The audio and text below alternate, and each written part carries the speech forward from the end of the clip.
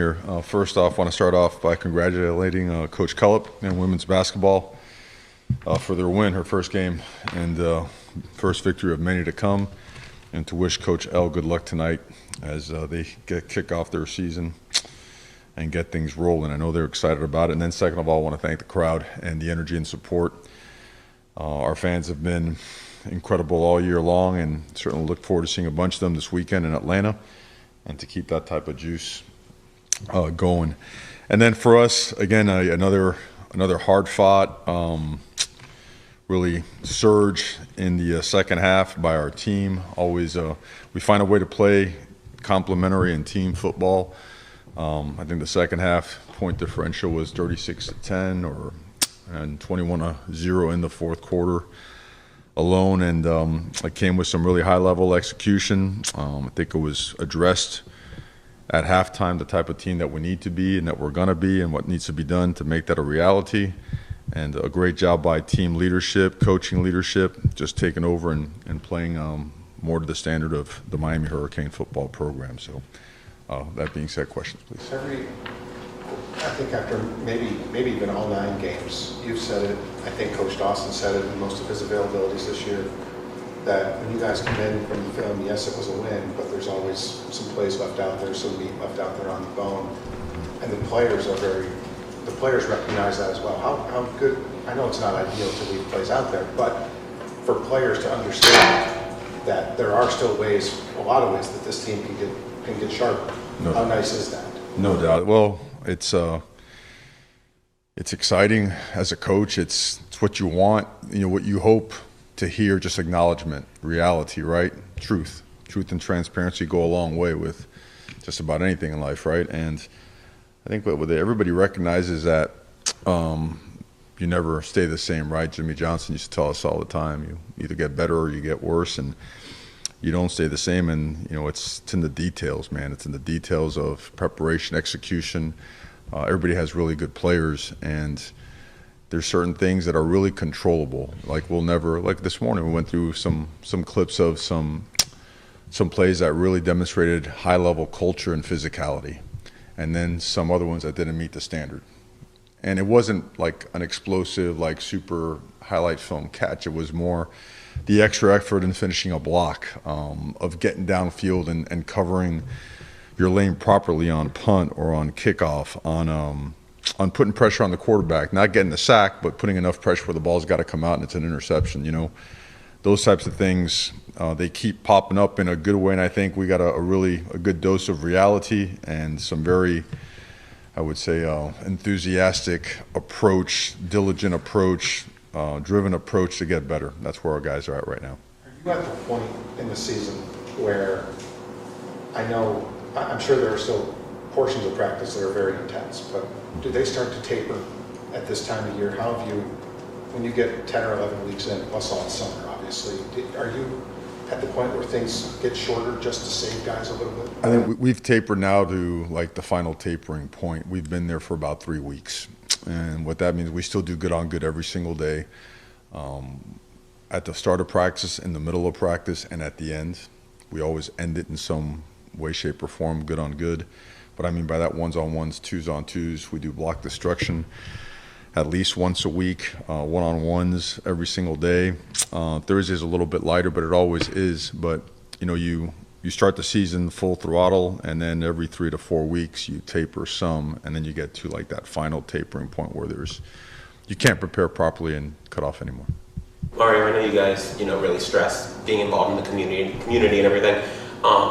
Not being political, but do you guys encourage players to vote for tomorrow's election day? Mm-hmm. We always encourage our guys to express what they feel is right and take action as opposed to noise. Do we hold political rallies? No, that's not my job. I'm not going to do that. So.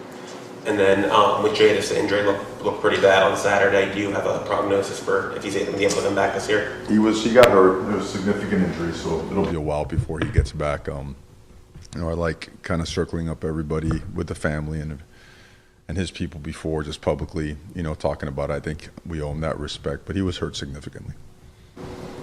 Mario, you talked about the OJ interception early post-game, but Elijah Lofton getting the touchdown afterwards, two true freshmen making key plays critical times. For Lofton specifically, hasn't had a lot of touches once you guys move the conference play, but to see him come up in the big moment, have the trust in him in a big moment to be able to get the touchdown there. Well, he gets a lot of touches in practice. We have really good tight ends, and we're getting the ball spread out a little bit. And our guys touched a little bit on Saturday. So is he trusted? 100%. That guy's one of the best freshman football players I've ever been around. Comes from an awesome program in Bishop Gorman. Coached the right way, raised the right way. I mean, his mom is an incredible person. And what you get from him is just a very diligent, professional approach to the game. So, I mean, he's in every package we have. And you'll continue to see more and more of him. With the Jadis injury being significant, what does that mean in terms of opportunities for other guys to see the field more, I guess, on the back end? Yeah, well, we have some guys that are really versatile and some guys that now it's their time, now it's their turn. And, we were talking about it the other day. I mean, the injury bug, it's not exclusive or unique to us, right? A lot of people are going through it. We saw some teams the other night, 3-4 offensive linemen down and go into places and just do a great job protecting and blocking.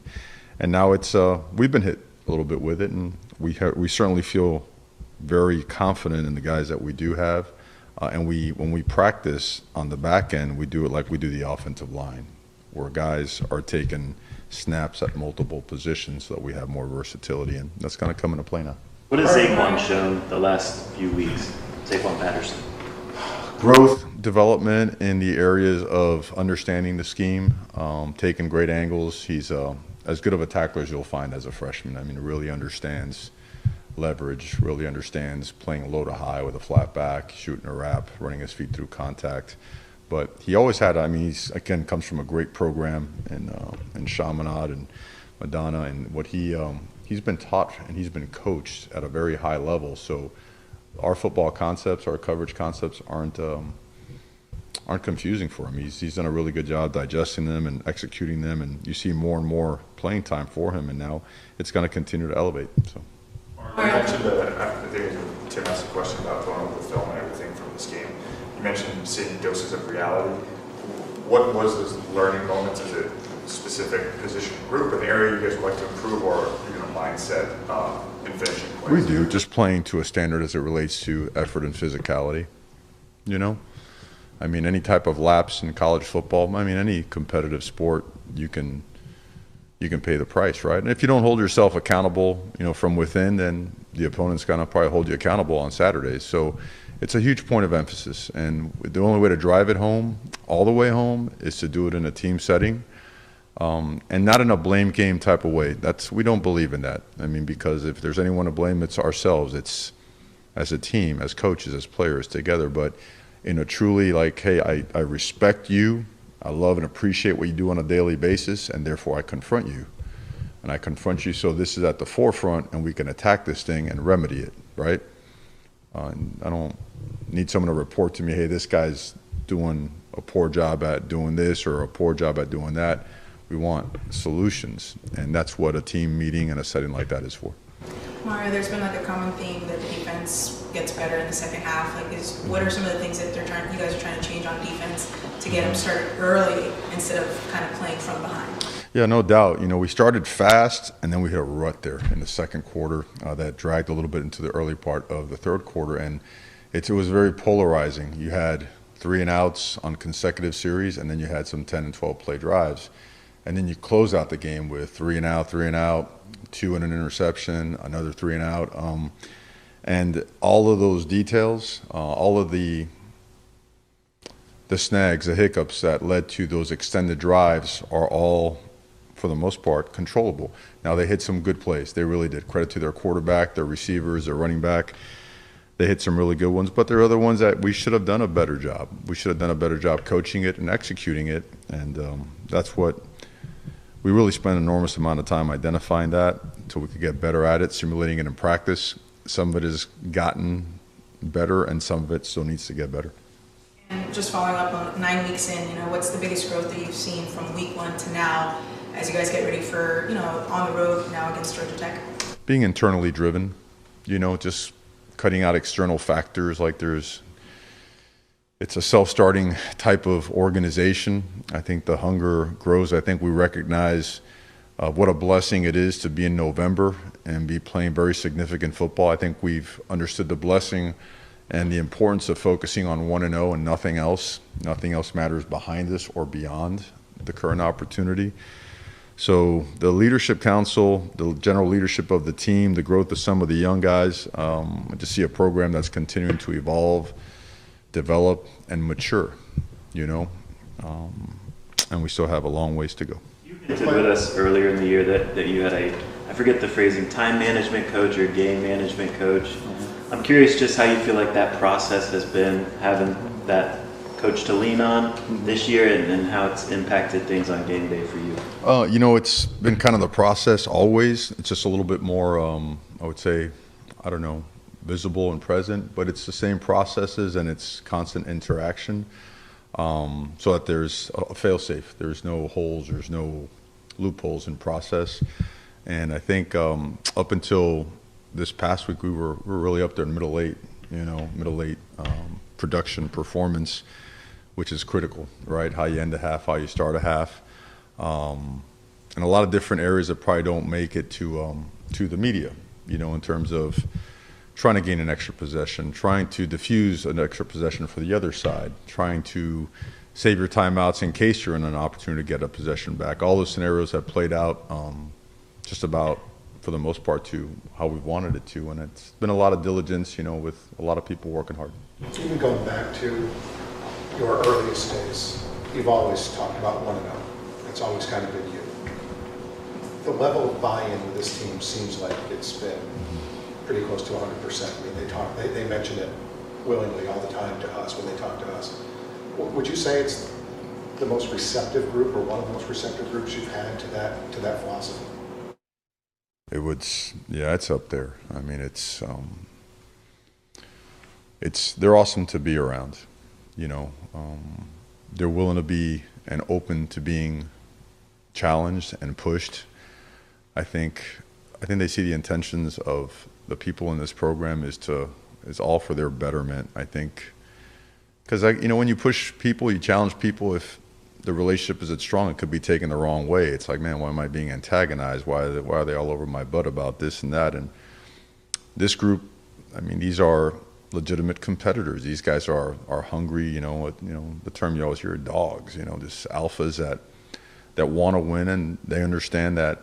Think about it. This time of the season, everybody's got your film, and staffs, on the opponent's side, they communicate. I mean, we have staffs that we're playing against this week that have relationships with other staffs we've already played against, and you have to be kidding yourself if you don't think they're going to share information and give away stuff that can beat you. So, as you go deeper into it, the tighter your processes have to get, the more you have to be willing to challenge and push yourself, and it's not supposed to feel warm and fuzzy. It's not supposed to be like, super fun all the time.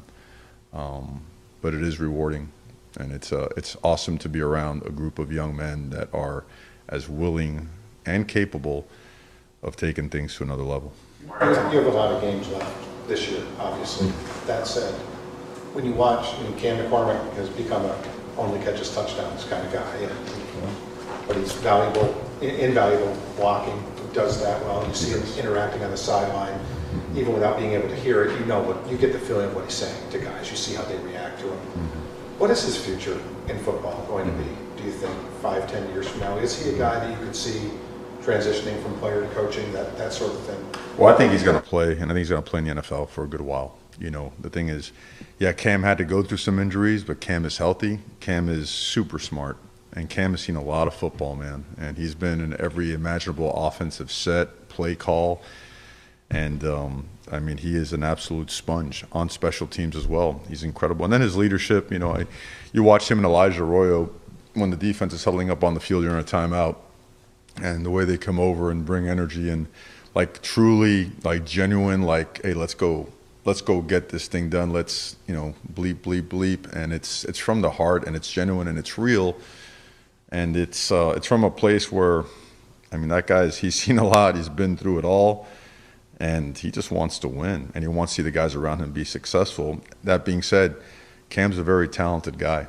Cam's 265 pounds, and Cam could run, he could catch, he can block. He's great on special teams. So we always, at the tail end of their careers, we always try to grab guys like that and bring them into coaching, because we are firm believers that young people need more people that are good for young people. We need more really good mentors, really good teachers, guys that have the heart in the right place and that can make an impact and change people for the better.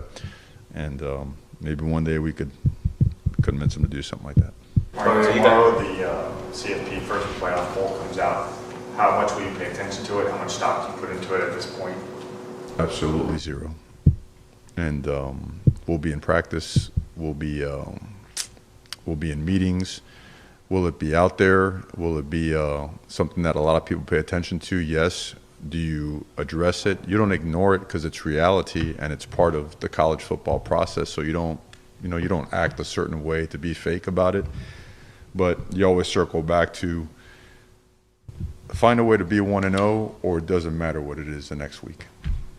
Last season obviously didn't end well against Georgia Tech. Is there anything that you're gonna apply differently for this season? I know you guys have a completely different team compared to when you played them last, but what is the biggest adjustments you're gonna make for this weekend? In terms of what exactly? Of just learning from last season's game. In terms of what exactly? The knee. I just think of the play calling towards the end. I know we did talk about the game time management coach, but just Right. I guess the approach for this weekend's game. The approach for the game, we approach every game the way we approach every single game. 1-0 mentality, prepare really hard, and play our best football. You guys have faced Haynes King the last 2 years at Georgia Tech last year and A&M the year before that. Just how much? I mean, he's hurt, so we'll see if he's able to play. I'm sorry? Haynes King, the Georgia Tech quarterback. Really good player. Yeah. How much does being familiar with him, having seen him the last 2 years, help you game plan for him?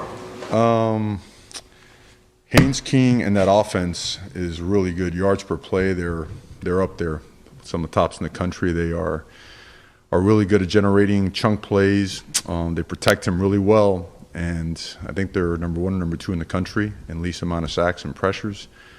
They certainly do a great job of also getting him loose. I mean, he's a really good runner as well, and he's got explosive playmakers. So watching a guy like that play, you got to understand that, certainly making them one-dimensional isn't necessarily the answer, because he could chuck it around all over the place too.